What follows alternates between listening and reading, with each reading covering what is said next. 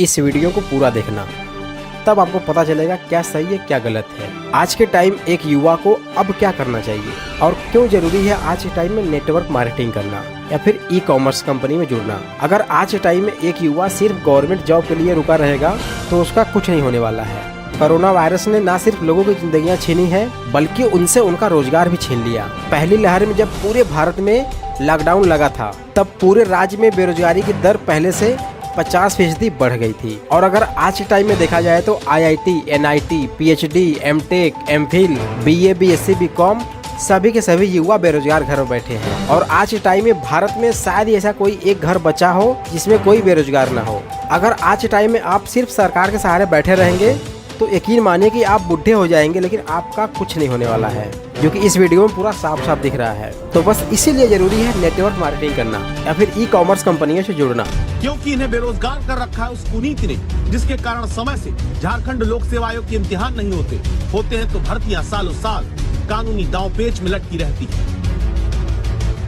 21 साल का झारखंड में 11 मुख्यमंत्री हो गए, लेकिन मात्र 6 ही JPSC क्लियर हुआ, वो भी सारे विवादित हुए हैं। और अभी जितना भी जैसे दरोगा का नियुक्ति 26 साल उम्र सीमा कर दिया है और 8 साल में एक बार वैकेंसी आता है। तो हम लोग जैसे बहुत ऐसे युवा हैं जो फॉर्म भी नहीं भर रहे हैं, रिटायर हो जा रहे हैं। अगर आप एज कट ऑफ डाउन करते हैं तो कम से कम हर साल नियुक्ति दीजिए।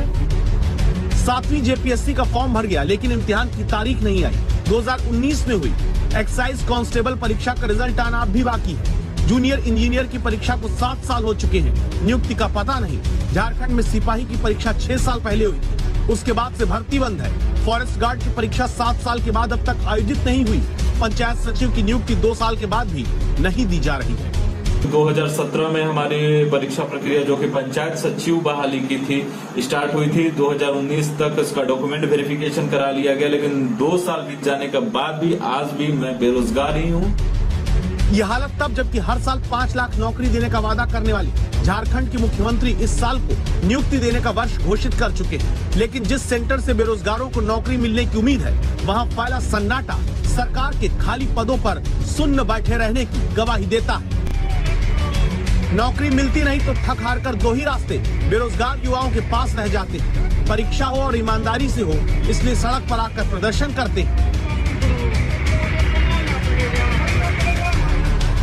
दूसरा रास्ता सोशल मीडिया पर झारखंडी युवा मांगे रोजगार लिखकर अपनी बेरोजगारी के मुद्दे को ट्रेंड कराते हैं, जिस पर 5 लाख से ज्यादा ट्वीट रोजगार के लिए युवाओं के आ चुके हैं।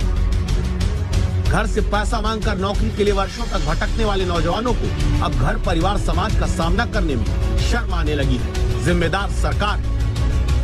हम लोग आए हुए कि कम से कम हम लोग को रोजगार मिल जाए, नौकरी मिल जाए। बीमार एक समाज में बहुत गलत नजरिए से देखा जाता है लोगों को, बच्चा को जो बाहर में पढ़ रहा है। और सरकार कहती है कोरोना फैला है, नौकरी कैसे बांट दें। कोरोना है तो क्या रोजगार नहीं देंगे? जबकि झारखंड में 7,32,000 नौजवान ऐसे हैं जिन्होंने नौकरी के लिए खुद की बेरोजगारी का रजिस्ट्रेशन करा रखा है।